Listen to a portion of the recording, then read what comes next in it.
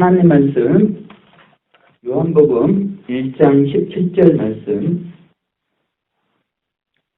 오늘 우리에게 주신 하나님의 말씀은 요한복음 1장 17절 말씀. 우리 다 찾으셨으면 합독해 보도록 하겠습니다. 시작. 율법은 모세로 말미암아 주신 것이요 은혜와 진리는 예수 그리스도로 말미암아 온 것이라. 아멘. 할렐루야. 우리 옆에 분을 보시고 서로 인사하도록 하겠습니다. 마라나타 인사하도록 하겠습니다. 마라나타 반갑습니다. 이제 지난주 목요일날 금요일날 요한계시록 세미나가 10차 이렇게 진행이 되었었는데요. 이번에는 이제 1층 소강당에서 하지 않고 4층에서 의자가 있는 상태에서 하다 보니까 이렇게 아무래도 연세 드신 분이 이렇게 좋아하시는 것 같더라고요. 근데 이 문제가 날씨가 이제 많이 이렇게 따뜻해지고 만물이 소승하는 계절이다 보니까 만물들은 잠을 자지 않고 이렇게 소승하고 막 그러는데 이렇게 말씀을 들으면서도 입신하시는 분들이 이렇게 많이 계시는 것을 볼 수가 있었습니다. 그만큼 또 우리의 삶이 피곤한 삶이지 않는가. 그래도 말씀을 사모해서 그 먼 곳까지 오시고 잠시 이렇게 졸기는 했지만 한 분 한 분들이 그렇게 공동체 중심으로 열심히 해주시는 것에 대해서 하나님께 너무나 감사가 되었습니다. 부족한 저도 1박 2일 요한계시록 세미나 통해서 우리 이제 강사님들도 앞에서 강의하시면서 또 많은 분들에게 은혜를 끼치기 위해서 섬겨주시지만 또 이렇게 방송을 담당하면서 이렇게 또 보이지 않게 이렇게 섬길 수 있는 은혜가 주어졌다는 것이 너무나 감사한 것 같습니다. 방송 일을 원래는 하지 않았었는데 하다 보니까 아무튼 얼마나 중요한 일인가 이렇게 하면서 자꾸 이렇게 생각이 듭니다. 특별히 4층에서 하다 보니까 전력이 약해가지고 장치들이 많이 이렇게 고장이 나버리고 막 그랬었거든요. 그러니까 요한계시록 세미나를 마귀들이 많이 싫어하면서 많이 방해하는 것을 볼 수가 있었는데요. 아무튼 기도 가운데 잘 마무리가 이렇게 되었습니다. 너무나 감사하고요. 이제 오늘은 요한복음 1장 17절 말씀을 중심으로 율법과 복음이라는 제목으로 하나님 말씀 전하기를 원합니다.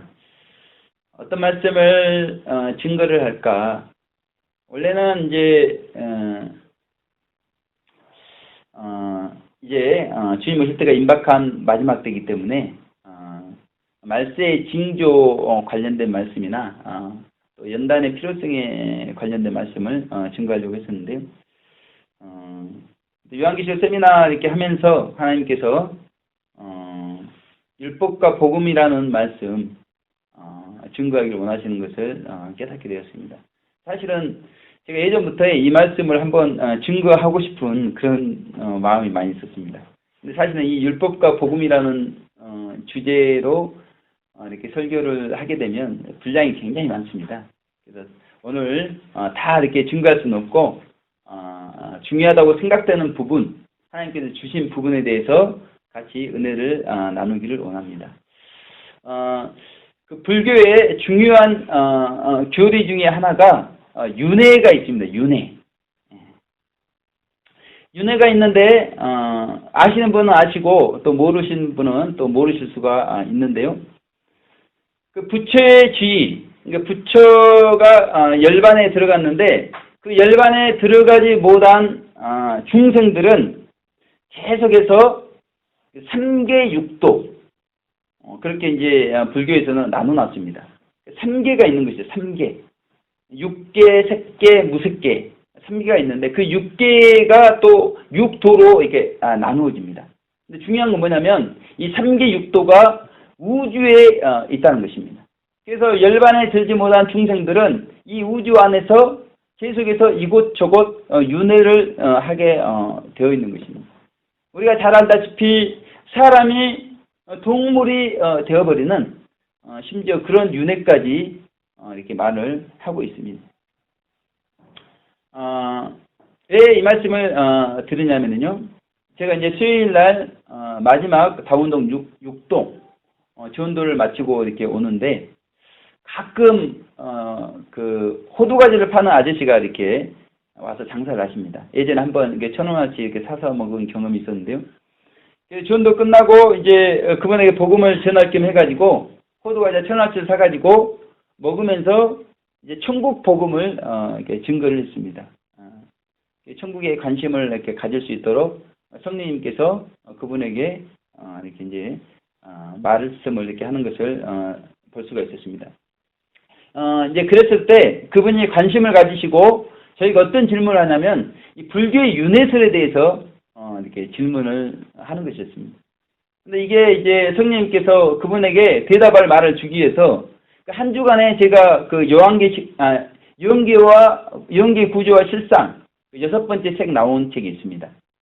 우리 성경의 신진리 영계 구조와 실상이 있는데 그 내용 말고 선생님이 따로 또 이렇게 증거하신 더 깊이가 있는 내용이 기록된 책이 있습니다. 그 책을 한번 다 읽었거든요.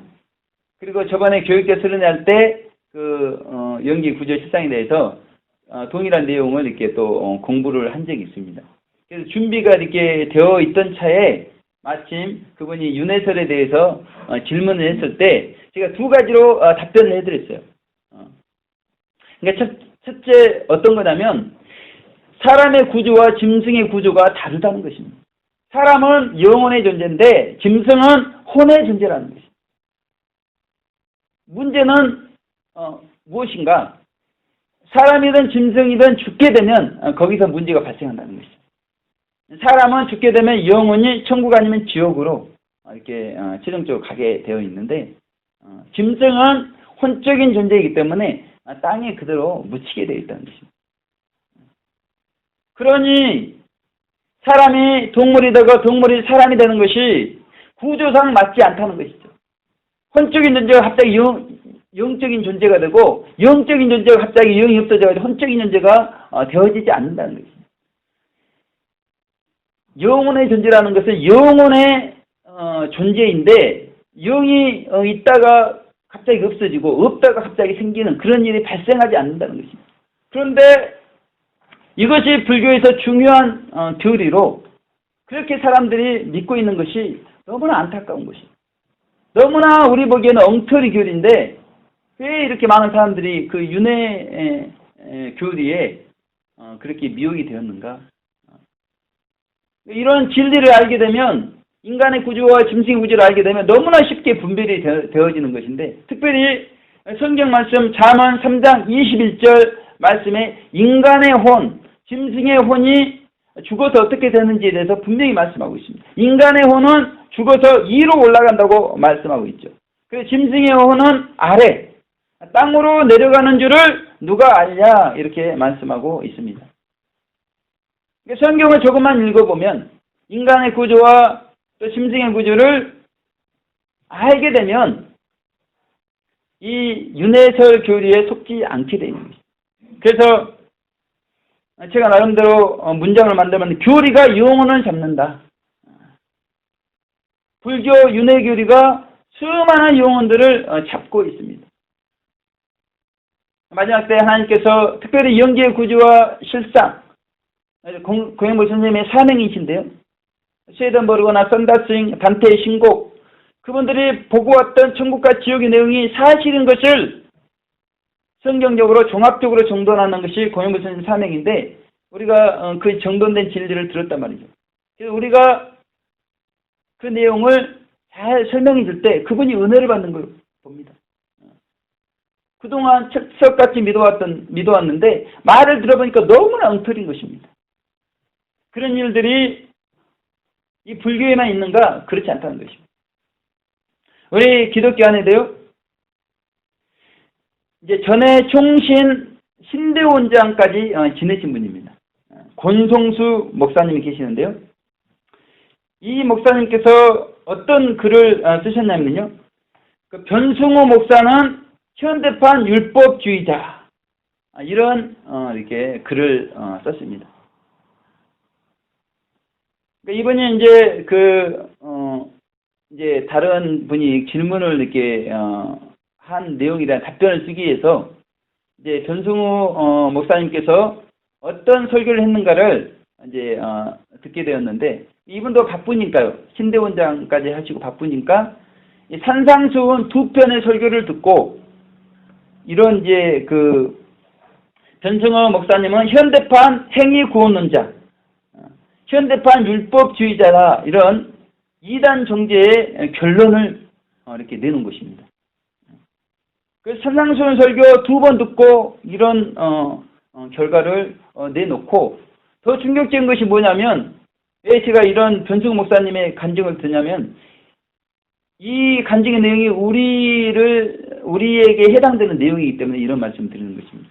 이분이 어떤 말씀을 책임져 하냐면, 성화론적 구원론, 저희가 주장하는 구원론 아니겠습니까? 이 성화론적 구원론이 행위의 구원론이다 하는 것입니다.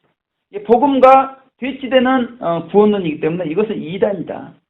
그렇게 이분은 말씀하고 있습니다.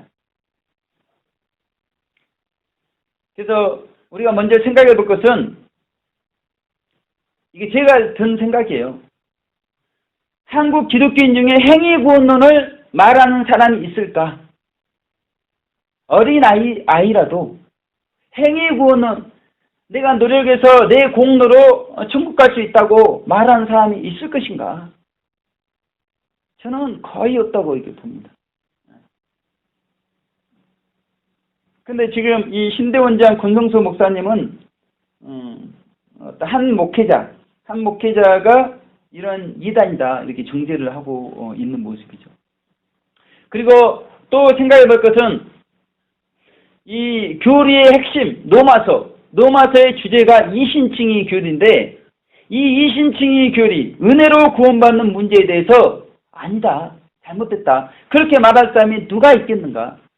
기독교인 중에 은혜로 구원받는 것에 대해서 문제시하는 사람이 누가 있겠는가? 이 말씀이죠. 행위 구원론도 말할 사람이 없고, 이신칭에 잘못됐다고 말할 사람도 없다고 저는 분명히 이렇게 생각을 합니다. 문제는 이 성화론적 구원론을 행위 구원론과 같이 보면서 오해하고 있다는 것이죠. 분명히 사도 바울의 교리, 이신칭의 교리와 야고보서의 교리, 믿음을 온전케 하는 행함, 이 교리가 서로 충돌되는 교리가 아니라는 것이죠. 루터가 말했던 것처럼 야고보서의 교리가 지푸라기 교리가 아니라 서로 보완해주는, 보충해주는 그런 교리인데, 믿음을 온전케 하는 행함을 사람의 노력으로 이렇게 오해를 하고 있다는 것입니다. 신대원장 권성수 목사님, 총신 신대원장입니다. 총신 신대원장. 이분은 이것에 대해서도 잘 모를 뿐만이 아니라 이 성경의 행함 자체도 은혜로 되는 것임을 말씀하고 있잖아요. 저희가 잘 알지 않습니까? 예수님께서 십자가에서 속죄제만 들어주신 것이 아니라 번제까지 들어주신 것입니다. 우리가 죄의 문제 가지고 헌신할 수 있는 은혜가 다 예수님의 번제로 말미암아 이게 주어져 있다는 것이죠. 우리가 회개하는 것도 우리가 회개하고 싶어서 회개하는 것이 아니라 회개할 수 있는 은혜가 우리 가운데 주어져 있는 것입니다. 그런데 이 권성수 목사님께서 사실은 같은 형제끼리 있어서는 안 되는 이단 정죄하는 얼마나 큰 문제지 않습니까? 이거는 생각해보고 또 생각해보고 글을 올릴 것인가 말 것인가 또 생각해봐야 될 그런 문제인데, 그냥 그 산상수훈 두 편의 설교를 듣고 그것도 제대로 들었나 모르겠습니다. 그래가지고 이렇게 수만의 성도가 딸린 교회 목사님을 이단 정죄해버리는 그런 일이 벌어지고 있는데, 그분이 진리 정돈이 안 돼 있기 때문에 이런 문제가 발생을 하고 있다는 것입니다. 사실은 이 성화론적 구원론을 이단으로 정죄하는 분들의 이 정죄의 내용이 이 권성수 교수님이 글로 남긴 내용하고 비슷합니다. 제가 좀 시간이 걸리더라도 그 내용을 한번 읽어드리겠습니다. 전승우 목사님의 설교를 제가 많이 들어보지 못했습니다. 제가 그것을 들을 시간도 없습니다. 다만 산상수훈에 대한 설교를 약 2회 정도 들었습니다. 저도 산상수훈을 강의했습니다. 예수님은 산상수훈에서 좁은 문 좁은 길로 들어가지 않으면 천국에 들어갈 수 없다는 말씀을 하셨습니다. 이 말씀을 표면적으로 해석하면 전승우 목사님이 말씀하신 것처럼 산상수훈의 말씀대로 살지 않으면, 또 그대로 살지 않은 것을 회개하지 않으면 지옥 간다는 것이 됩니다. 동의한 겁니다. 표면적인 해석은 동의를 하신 것입니다. 전승우 목사님 현재 교회들의 목사님의 90% 이상의 설교에 좁은 문이 빠져있기 때문에 거짓 선지자들이라고 합니다. 현재 교인들의 20%도 현재 상태로는 천국에 들어가지 못한다고 합니다. 산상수훈에서 예수님이 말씀하신 대로 형제를 미워하면, 마음에 음욕을 품으면, 거짓말을 하면 지옥에 가기 때문이라는 것입니다.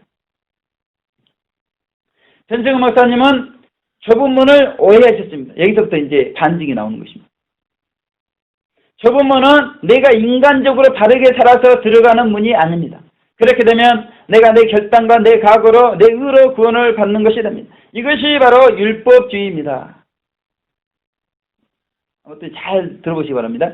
전승우 목사님은 예수님 당시의 율법주의자들과 같은 선상에 서 있는 현대판 율법주의자입니다. 전승우 목사님 물론 자신을 부인하고 예수님을 따르고 성령의 능력을 의지하는 것을 말하지만, 전 목사님의 강조점은 내가 바로 결심하고 내가 바로 살아가는 것이 천국과 지옥을 결정한다는 것입니다. 이것은 복음과 정반대의 사상입니다. 예수님의 산상수훈에서 좁은 문을 전승우 목사님식으로 해석한다면 예수님의 제자들도 다 천국에 들어가지 못했을 것입니다. 그들도 서로 미워했고 그들도 서로 질투하고 교만했기 때문입니다.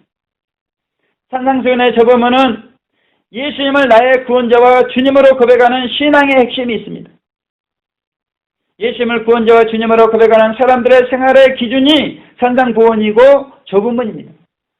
구약으로 말하면 이미 애굽에서 나와 하나님의 백성된 사람들, 하나님의 은혜로 구원받은 사람들에게 하나님의 십계명을 그들의 삶의 기준으로 올리려 주셨습니다. 산상수훈도 마찬가지입니다. 산상보원은 이미 예수님을 믿은 사람들의 생활의 기준, 삶의 원리입니다. 우리가 그대로 살도록 노력해야 할 것은 당연합니다. 그것은 우리가 하나님의 자녀가 되기 위해서 그대로 살려고 노력하는 것이 아니라 하나님의 자녀가 이미 되었기 때문에 그렇게 노력하는 것입니다. 이미 하나님의 자녀가 되었기 때문에 하나님의 자녀답게 살려고 노력하는 것입니다. 오늘 하나님의 자녀가 된 후에도 좁은 문의 삶을 살지 않는 사람들이 많은 것은 물론 탄식해야 됩니다. 그러나 그렇다고 해서 목사의 90%가 거짓 선지자이고 교단의 80%가 교인의 80%가 지옥갈 사람이라고 하는 것은 큰 오해입니다. 하나님의 백성이 되는 것과 하나님의 백성으로 바로 사는 것을 크게 오해한 것입니다. 전승우 목사님의 구원론은 행위 구원론, 성화 구원론입니다. 그런 구원론을 따라가면 안 됩니다.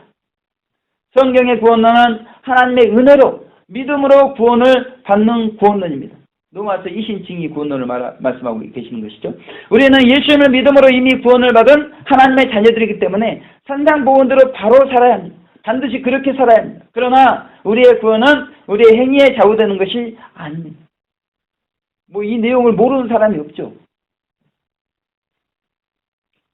몰라서 그런 것처럼 지금 말씀하고 계시는데요. 우리의 구원이 우리의 행위에 좌우된다면 바로 살 때는 구원을 받았다가 바로 살지 못할 때는 구원을 놓쳤다고 하는 식이 될 것입니다. 이것은 아주 잘못된 것입니다. 예수님은 십자가상의 한 강도가 바로 사는 것과 상관없이 당신의 나라가 임할 때 저를 기억해 주십시오라는 고백 하나로 천국 백성임을 선언해 주셨습니다. 이것이 복된 소식입니다. 우리가 바르게 살아서 구원을 받는다면 그것은 절대로 좋은 소식, 복음이 아닙니다. 전승우 목사님의 메시지는 복음이 아니라 율법입니다. 이렇게 말씀하고 있습니다. 절대로 따라가면 안 됩니다. 천국에 갔다 왔다 하는 사람들의 말에 귀를 기울이시면 안 됩니다. 거의 다 가짜이고 착각입니다. 바울은 천국에 갔다 왔지만 자신이 천국에 갔다 온 사실을 자세히 기록하지 않았습니다. 그냥 잠깐 언급하고 그쳤습니다. 사람들이 자기를 너무 높게 생각할까 해석했습니다. 천국에 갔다 왔다고 하는 사람들은 바울 사도의 이런 태도에 정반대되는 언행을 하는 것입니다. 천국과 지옥에 대해서는 성경이 기록된 것으로 충분합니다. 주님의 말씀대로 복음 안에 거하시면서 바르게 살도록 노력하시리라 믿습니다. 감사합니다. 이런 내용으로 전승우 목사님께서 행위 구원론자, 현대판 율법주의자, 그리고 전승우 목사님 메시지가 복음이 아니라 율법이다, 이렇게 지금 말씀하고 계시는 것이죠. 지금 이런 문제가 교계 안에 팽배하다는 것입니다. 그래서 이번에 그 요한계시록 세미나에서도 어떤 참석하신 한 목사님하고 대화를 했는데요. 그분이 이제 은혜를 많이 받았습니다. 많이 받으시고 저녁에 같이 이제 그 숙소에서 잠을 자는데요. 이제 그 정수영 목사님께서 이 성화론 쪽 구원에 대해서 쭉 이렇게 설명을 하시고 막 그러니까 구원이 그렇게 어려우면 누가 이렇게 구원을 받을 수 있겠는가. 그러면서 아니 복음이 기쁜 소식, 복된 소식인데 그렇게 영적으로 성장해야 구원받기, 그러면 누가 구원을 받을 수, 믿으면 구원받는다고 이렇게 성경은 했는데 그렇게 이야기를 하시는 것입니다. 그러니까 권성수 목사님과 같은 내용의 이야기를 하시는 것입니다. 그래서 지금 교계 내에 이런 충돌, 마치 칼빈과 웨슬리 교리가 충돌나듯이 충돌이 나고 있는 상황입니다. 그러면서 이 목사님께서 어떤 말씀을 하시냐면요. 이중표 목사님께서 목회할 때 부부간의 애정을 십자가에 못 박고 교회 강단에서 주무시면서 그렇게 목회 활동을 했다는 것입니다. 그런데 나중에 이분이 돌이켰다는 것이죠. 이게 잘못했다. 그 부부간의 성을 하나님께서 허락하신 것인데 그것은 우리에게 즐기라고 하나님께서 주신 것인데 하나님의 주신 걸 기쁨으로 감사하면서 취하면 되는 것인데 절제하면서 그렇게 살아왔다는 것이죠. 그래서 이 이중표 목사님께서 어떤 고백을 하셨냐면요. 부부간에 시원스러운 성적인 행위가 있어야 목회도 시원스럽게 풀리는 것입니다.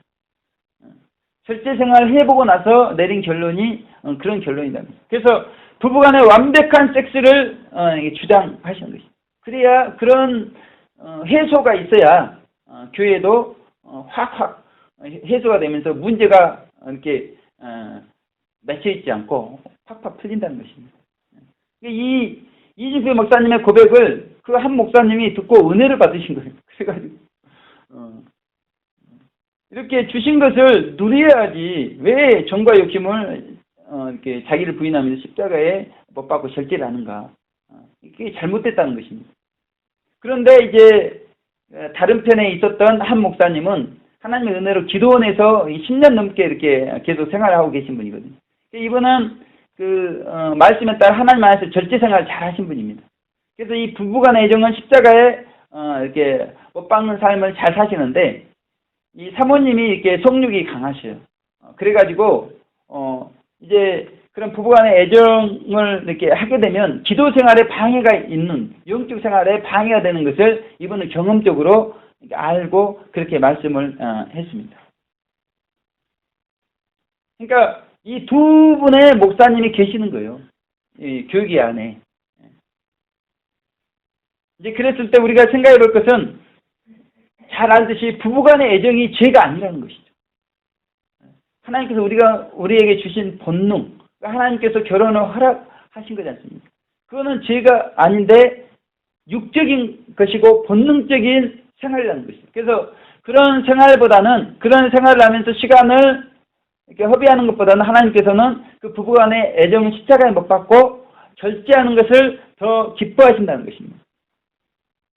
그런데 문제가 왜 그렇게 하나님께서 기뻐하시는 절제 생활을 잘 하시다가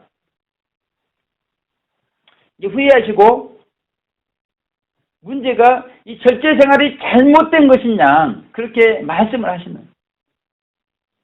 아니 본인이 그 절제 생활 안 하면 되는 것인데 그 부부간의 절제 생활을 하는 것이 하나님 기뻐하시고 좋은 것인데 절제 생활 하는 자체가 나쁜 것으로, 주신 거 감사하면서 즐기는 게 좋은 것으로 왜 그렇게 반대 주장을 하시는가? 이 또한 진리가 종합적으로 정돈이 안 되었기 때문에, 그러니까 교계 안에 이런 분들이 너무나 이렇게 많이 있다는 것입니다. 그러니까 신대 원장이어도 목사님이어도 영성가이어도 진리가 종합적으로 정돈이 되어 있지 않다는 것입니다. 이런 분들을 통해 지금 강단에서 하나님의 메시지가 선포가 되고 있는 것이죠. 주님 오실 때가 임박한 이 마지막 때에도 그 종교개혁 시대에 루터와 웨슬리가 교류적으로 충돌난 그 충돌이 지금까지도 해결이 안 된 상태로 교회 안에서 서로 이단 정죄하면서 형제가 형제를 서로 정죄하는 이런 일들이 벌어지고 있다는 것입니다. 그러니까 성도들이 얼마나 목사님들도 이렇게 방황하고 서로 충돌하고 싸우는데 성도들이 방황하겠습니다. 그래서 강단에서 진리가 분명하게 증거가 되지 않고 있는 이 안타까운 현실, 지금 한국 교회의 현실이라는 것입니다. 그래서 오늘 이제 성경에는 세 가지 법이 나오고 있습니다. 첫째, 도덕법, 그리고 모세율법, 그리스도의 율법, 이 세 가지 율법, 도덕법은 양심의 법이라고도 할 수가 있는데 이 세 가지 법이 나오고 있는데 오늘은 율법과 복음이라는 제목을 가지고요. 율법이 무엇인가, 복음이 무엇인가, 율법과 복음의 관계가 어떻게 되는가, 그런 내용에 대해서 한번 살펴보도록 하겠습니다. 중요한 내용만, 핵심적인 내용만 한번 살펴보겠습니다. 오늘 이제 본문 말씀, 율법은 모세로 말미암아 주신 것이요, 이렇게 말씀하고 있습니다. 그래서 율법은 모세를 통해서 우리에게 주어졌다는 것입니다. 사실은 우리에게 주어진 게 아니라 이스라엘 백성들에게만 율법이 주어진 것이죠. 그런데 그 율법이 표면적인 진리였다는 것입니다. 그래서 그 율법의 대표적인 것이 십계명인데요. 십계명을 우리가 자세히 보게 되면 해라 하지 말라. 그래서 해라고 했는데 안 하거나 하지 말라고 했는데 하거나 그러면 정령 죽으리라. 무시무시한 율법이라는 것이죠. 하라고 했는데 안 하거나 하지 말라고 했는데 했다거나 그러면 정령 죽는다. 돌에 맞아서 죽고요. 이는 이로, 눈은 눈으로. 너무나 무서운 율법입니다. 그래서 마태복음 15장 4절에 예수님께서 이 율법에 대해서 이렇게 말씀하셨습니다. 하나님께서 이루셨으되 내 부모를 공경하라 하시고 또 아비나 어미를 해방하는 자는 반드시 죽으리라 하셨거늘 예수님께서 그렇게 말씀을 했습니다.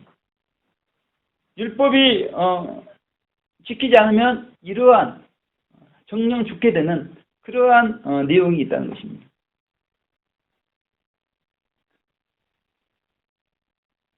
이스라엘만 율법이 주어졌기 때문에요. 율법이 주어지지 않은 이스라엘 외의 사람들은 이 도덕법, 양심의 법에 의해서 이렇게 심판을 받게 되어 있는데요. 이 이스라엘에게 도덕법이 십계명 안에 간략히 포함이 되어 있다는 것입니다. 이 내용이요. 소요리 문답 41번에 나와 있습니다. 그러니까 십계명 안에는 모세 율법뿐만이 아니라 이 도덕법의 어떤 내용, 정신이 다 이렇게 포함이 되어 있는 것이죠. 그런데 성경은 이 율법에 대해서 어떻게 말씀하고 있는가? 정령 죽으리라고 한 이 무서운 율법을 성경은 거룩한 것이다. 이렇게 말씀하고 있습니다. 하나님께로부터 나온 것이기 때문에 이 율법이 거룩하다는 것입니다. 하나님께서 모세에게 이 율법을 주신 것이잖아요. 그래서 로마서 7장 12절에 보면 이러보건대 율법도 거룩하며 이렇게 말씀하고 있습니다. 그런데 이제 문제가 율법에가 있는 것이 아니라 그 율법에 해라 하지 말라 그렇게 하나님께서 말씀하신 내용을 사람이 연약해서 지키지 못하는 그것에 문제가 있다는 것이죠. 그러면 오늘 좀 내용이 좀 딱딱한 내용이라 안 그래도 지금 4월달 잠이 오는 계절인데요. 아무튼 제가 잠이 안 오도록 분명하고 정확하게 이렇게 증거 한번 해보도록 하겠습니다. 그래서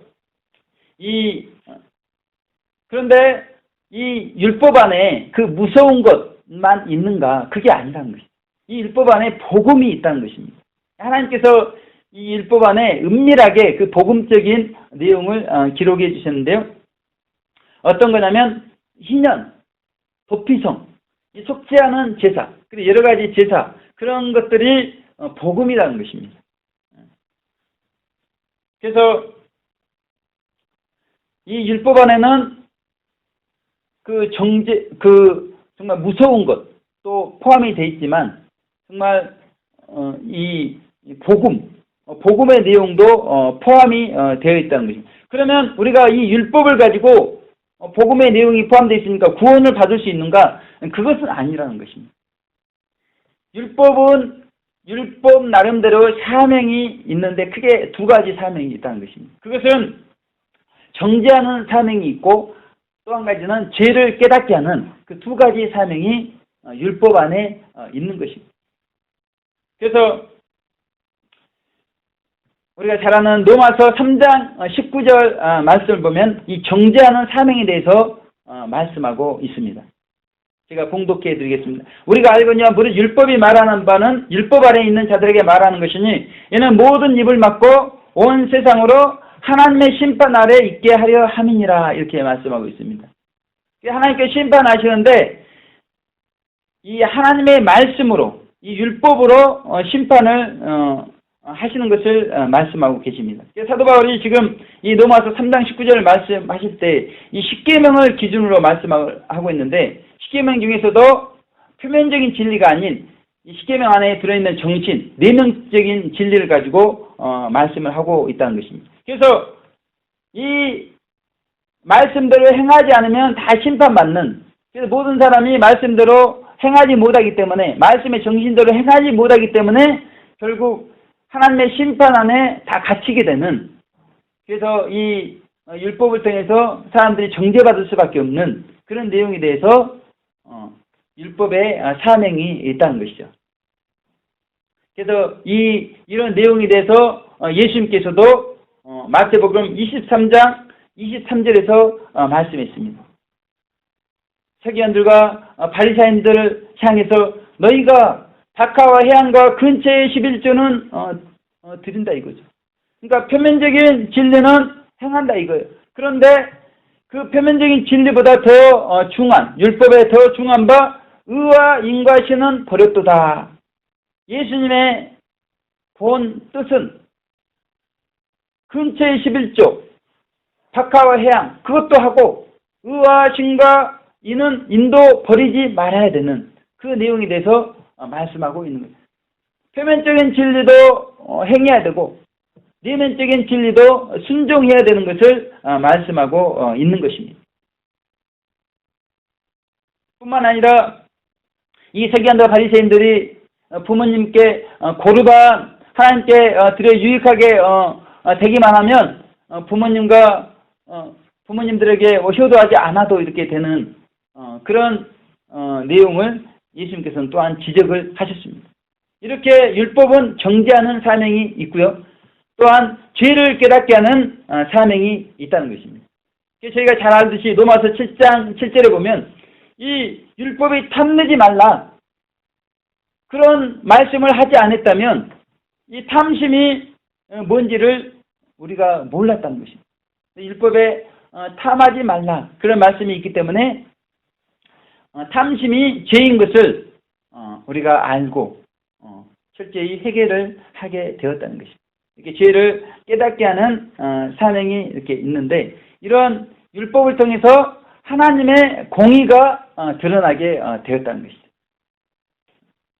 그래서 듣는 자가 의인이 아니고 율법의 말씀을 행하는 자가 의인인 것을 성경은 말씀하고 계시는 것입니다.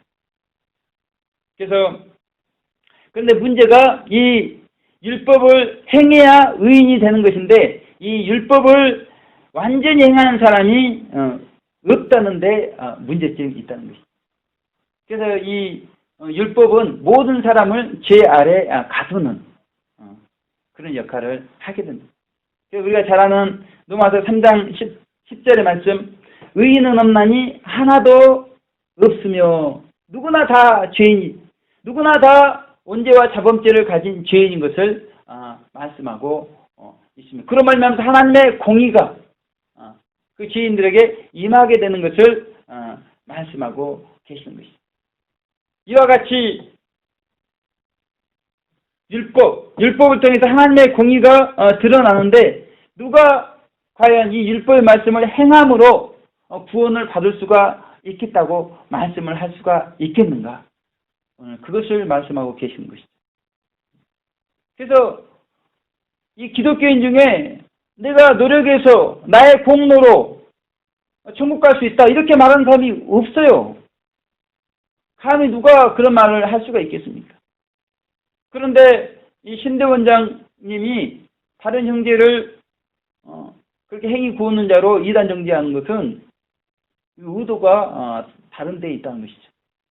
이건 형제가 형제에게 할 수 없는 아주 악한 행실 중에 하나인데 이게 교계 안에 지금 팽배해 있다는 것을 말씀하고 있는 것입니다. 그러면 이렇게 율법을 통해서는 우리가 구원을 얻을 수가 없는데 하나님께서는 이제 우리 가운데 복음을 주셨다는 거예요. 그래서 오늘 본문의 말씀을 통해서도 은혜와 진리는 예수 그리스도로 말미암아 온 것이라 그렇게 말씀하고 있죠. 예수님을 통해서 복음이 우리 가운데 주어졌고 예수님의 모든 말씀이 복음인 것을 오늘 성경은 말씀하고 있습니다. 사도 바울은 로마서를 통해서 율법과 복음을 구분을 하고 있습니다. 로마서 1장 17절 복음에는 하나님의 의가 나타나서 그렇게 말씀하고 있죠. 율법에는 하나님의 공의밖에 없었습니다. 도무지 사랑의 의가 없는 거예요. 그래서 율법을 통해서는 우리가 구원을 받고자 하지만 행할 능력이 없기 때문에 우리가 구원을 얻을 수 없었지만 이 복음, 예수님이 주셨고 예수님이 말씀하신 그 말씀 안에 있는 이 복음에는 이 하나님의 의, 구원이 내포가 되어 있다는 것입니다. 그래서 로마서 3장 21절에 사도 요한은 이렇게 말씀하고 있죠. 율법에 하나님의 한 의가 나타났으니 율법과 선지자들에게 증거를 받은 것이다. 율법 외에 한 의가 나타났다는 것입니다. 율법은 우리를 죄에서 용서하지 못하고 우리가 의인이 되도록 하지 못하는데 율법 외에 한 의가 나타나서 우리가 이제 이 복음을 통해서 구원을 받을 수 있게 해 주셨다는 것입니다. 이것이 복음이죠. 이것이 기쁜 소식이라는 것입니다.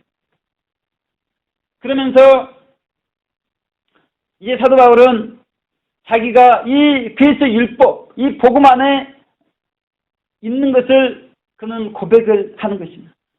이 그리스도 율법 안에 복음 안에 있기 때문에 그 복음에는 구원이 이렇게 있는데 자기가 구원 안에 있는 것을 고백을 하는 것입니다. 고린도전서 9장 21절에 율법 없는 자에게 내가 하나님께 율법 없는 자가 아닌데 도리어 그리스도 율법 아래 있는 자나 율법 없는 자와 같이 된 것은 율법 없는 자들을 얻고자 함이라. 자기 율법 없는 자가 아니라는 거예요. 그런데 율법 없는 자같이 되었다는 것이 그들을 구원하기 위해서. 그러면서 도리어 그리스도 율법 아래에 있는 자라고 그는 고백을 하는 것입니다. 자기가 그리스도 율법 안에서 구원을 이렇게 얻고 또한 율법 없는 자를 구원하기 위해서 그리스도 율법 안에 있지만 율법 없는 자같이 그렇게 행했다는 것이죠. 그런데 사도 바울의 놀라운 고백이 나오고 있습니다. 그 그리스도 율법이 나를 구원해야 될 그 복음이 나로 사망에 이르게 했다. 그렇게 고백하고 있습니다. 로마서 7장 10절에 생명에 이르게 할 그 계명이 내게 드리어 사망에 이르게 하는 것이 되었도다. 이렇게 고백하고 있습니다. 자기가 그리스도 율법 안에 갇혀 있는데 복음 안에 갇혀 있는데 그 복음이 나로 생명을 주는 것이 아니라 나로 영적 할례를 받고 하나님 말씀을 지키게 하면서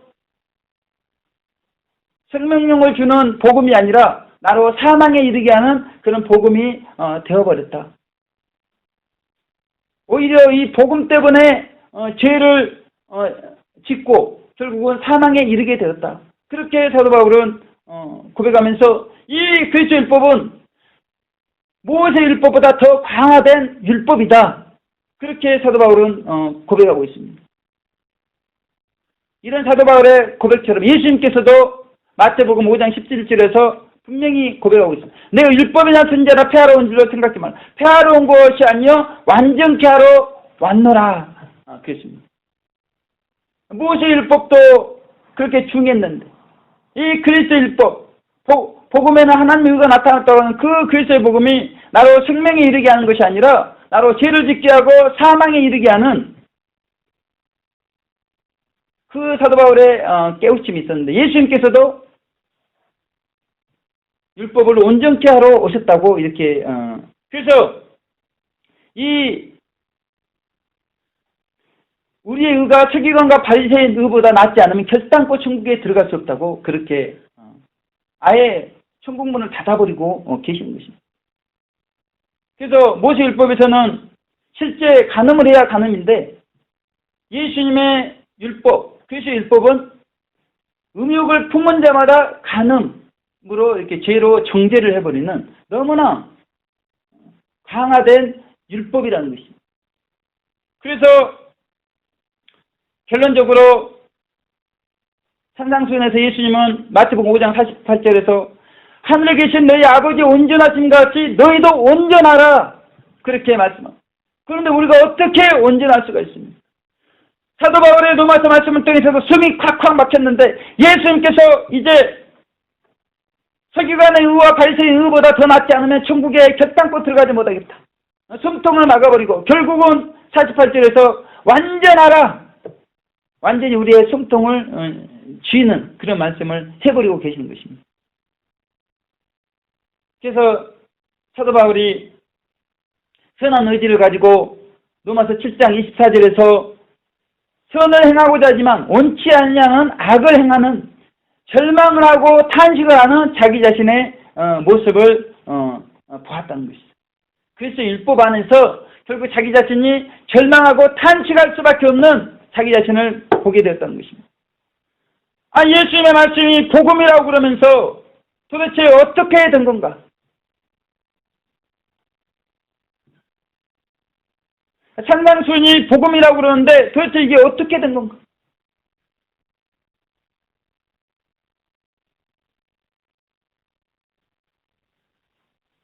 우리가 속죄은총과 새 생명으로 거듭나게 해주는 그런 말씀들은 우리가 복음으로 이렇게 생각을 하지만 이 도대체 산상수훈 이런 말씀들이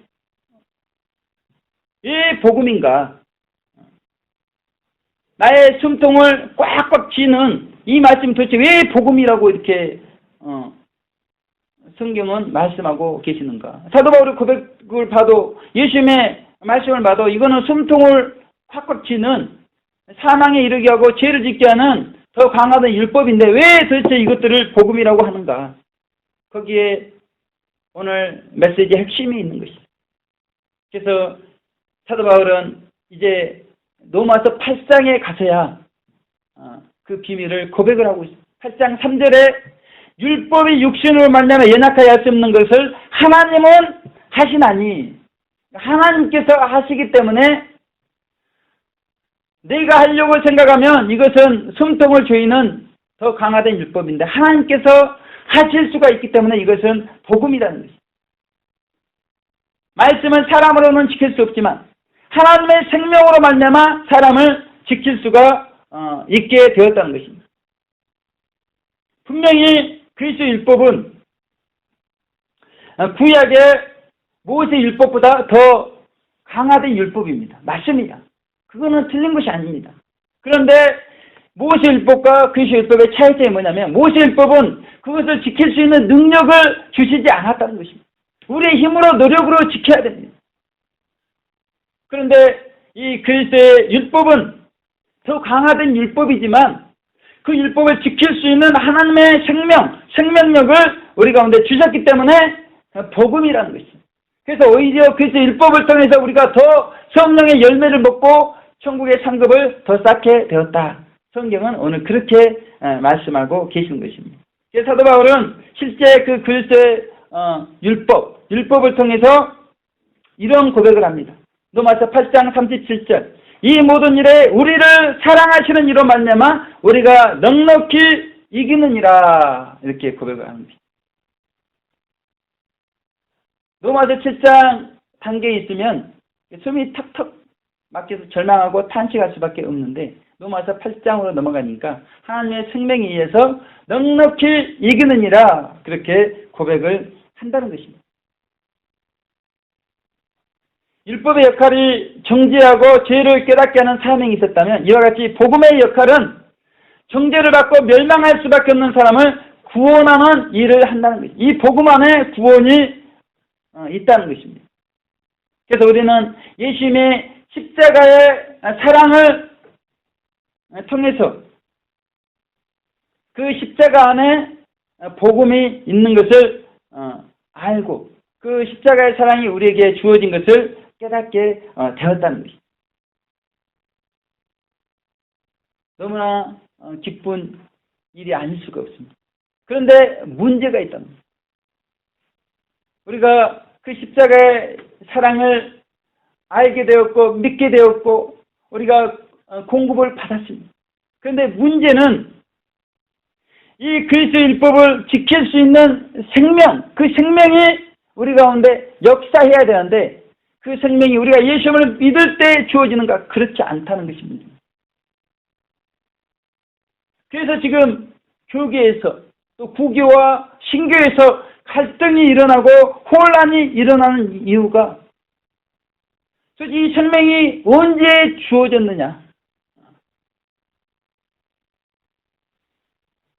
이게 다 이렇게 틀려요. 해석자마다 이렇게 다. 어떤 분은 출애굽할 때 생명이 주어졌다고 그러고 어떤 분은 중간에 거듭남의 체험 그런 걸 통해서 또 생명이 주어졌다고 그러고 다 이렇게 틀립니다. 너무나 교계가 혼란스럽다는 것입니다. 그런데 모형적 진리를 통한 구원론, 이 구원론을 통해서 정확히 우리가 알 수가 있다는 것입니다. 그래서 우리가 모형적 진리를 통한 구원론을 잘 알기 때문에요. 자세히 설명할 필요는 없을 것 같고요. 근데 이제 중요한 것은 이 출애굽 안에서부터 광야를 다 통과하기까지요. 이 율법과 복음이 함께 있다는 것입니다. 우리가 광야길에 율법만 있는 것이 아니라 복음만 있는 것이 아니라 율법과 복음이 동행하는 그래서 결국 이 복음이 점점 성장하는 그런 일들이 있다는 것입니다. 그러기 위해서는 우리가 40년 광야연단 과정을 걸어가면서 우리에게 믿음과 은총이 늘 공급이 되어야 될 뿐더러 우리가 행함과 순종을 하나님 앞에 내보여야 우리가 복음이 점점 성장한다는 것입니다. 그래서 웨슬리 선생님께서 말씀하신 것처럼 신인 협동설, 신인 공동설이 성경적인 구원론. 이 성화론적 구원론이 행위 구원론이 아니라 이것이 성경적인 구원론인 것을 성경은 분명하게 말씀하고 있다는 것입니다.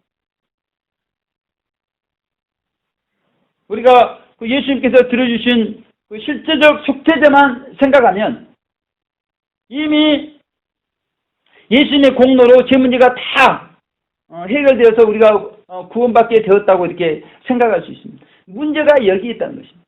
예수님께서 십자가에서 속죄제만 들어주신 것이 아니라 번제까지도 다 들어주셨다는 거예요. 자꾸 속죄제만을 생각하기 때문에 믿으면 모든 것이 다 해결된 것처럼 그렇게 오해를 하고 있다는 것입니다. 마치 구원과 교리와 같아요. 이미 의인이 되어버렸다는 것입니다. 구원과 교리와 어떤 차이점이 있는지 별반 차이점을 느끼지 못할 정도로 그렇게 주장을 하고 있는 것입니다. 우리가 이미 속죄제를 통해서 우리에게 속죄 은총이 준비가 되어진 것을 확인할 수 있습니다. 그리고 번제를 통해서 우리가 언제든지 적용할 수 있는 은혜 또한 회개하면 언제든지 용서받을 수 있는 은혜가 준비된 것을 알 수가 있습니다. 그래서 우리는 하나님의 그 뜻을 알고 적극적으로 하나님 말씀을 행하고 설령 온전히 행하지 못할 때는 그 예수님의 보혈의 피를 적용하면서 씻고 또 행하고 이렇게 자꾸 반복해 가면서 광야 연단 과정 가운데 우리가 영적으로 성장을 해 나간다는 것입니다. 우리가 출애굽과 광야 40년 과정을 통해서 우리의 죄를 회개하잖아요. 이 전에 신대원장 목사님도 회개를 말씀하고 계셔요. 산상수훈을 지키지 못한 것을 탄식해야 된다고 말씀하고 있습니다. 사제원청을 그렇게 적용하고 계셔요. 그러면 요단강 건너서 길가에서 할례 받을 때 성결원청이 적용되는 것을 또한 고백을 해야죠. 그래서 우리의 구원이 완성되는 그런 것을 고백을 해야죠. 사도 바울은 출애굽과 광야 40년 과정, 사제원청을 적용하면서 마침내 길가에서 할례를 받고 성결원청을 적용을 하면서 로마서 8장에 이제 경험에 들어갔습니다. 그러면서 이제 사도 바울은 이렇게 고백하죠. 이제 몸의 구성만 남았습니다. 로마서 8장 23절. 이뿐 아니라 또한 우리 곧 성령의 처음 익은 열매를 받은 우리까지도 속으로 탄식하여 양자될 것, 곧 몸의 구속을 기다리느니라. 이제 영혼의 구원은 이루었다는 것입니다. 이제 몸의 구속, 부활만 남아있다고 사도 바울은 그렇게 고백하고 계시는 것입니다.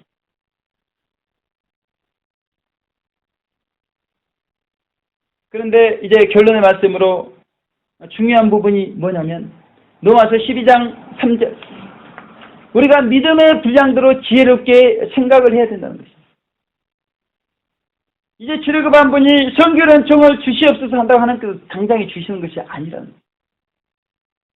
하나님께서는 우리의 믿음의 수준에 맞게 우리를 연단하신다는 것입니다. 그래서 어떤 성령들은 완덕에 도달하는 과정을 세 단계로 이렇게 말씀하고 거비정화, 진덕명화, 신인일화의 길이다. 우리가 그런 길을 걸어갈 때 그 우리의 믿음의 수준에 맞게 하나님께서는 우리를 연단하신다는 것이죠. 특별히 중요한 것은 우리가 광야를 통과하면서 우리의 자아가 깨어지는 그런 과정을 통과할 때는 하나님께서 성령 충만을 주신다는 것이죠. 그런 성령 충만이 있어야 우리의 자아가 깨지기 때문이라는 것이죠. 그래서 우리는 사도 바울이 로마서 7장 24절 오라 나는 공고한 자로다. 이 사망의 몸에서 누가 나를 건져내랴. 이런 고백이 우리 가운데 늘 있으면서 성령 충만을 구할 때 우리의 자아가 하나하나 깨어져 가면서 마침내 우리의 구원이 완성이 되어진다는 것입니다. 그런데 사도 바울처럼 이런 고백을 하기 위해서는 우리 가운데 선한 의지를 가지고 말씀을 지켜보려고 말씀대로 살아보려고 하는 몸부림이 필요하다는 것입니다. 이러한 몸부림이 있을 때 그 말씀대로 살지 못하는 마음은 온이로 돼 악을 행하는 마음은 선을 원하는데 악을 행하는 자신을 보면서 사도 바울이 고백했던 것처럼 그 고백 탄식이 우리 가운데 또 고백되어지고 탄식되어지면서 우리가 날마다 영적으로 성장해 나아간다는 것입니다. 그래서 우리는 선을 행하고자 하는 그런 의지를 우리 하나님께 자꾸 이렇게 드려야 돼요. 말씀을 지키고자 하는 그런 삶을 늘 우리가 살아가야 됩니다. 그런데 어찌된 일입니까? 우리가 신앙생활을 오래 하고 말씀대로 살아보려고 하면서 어느덧 우리 가운데 이제 회개생활이 정말 무미건조해져 버리고 절제생활이 정말 무미건조해져 버리고 해도 변화되지 않는 것 같고 해도 달라지지 않는 것 같고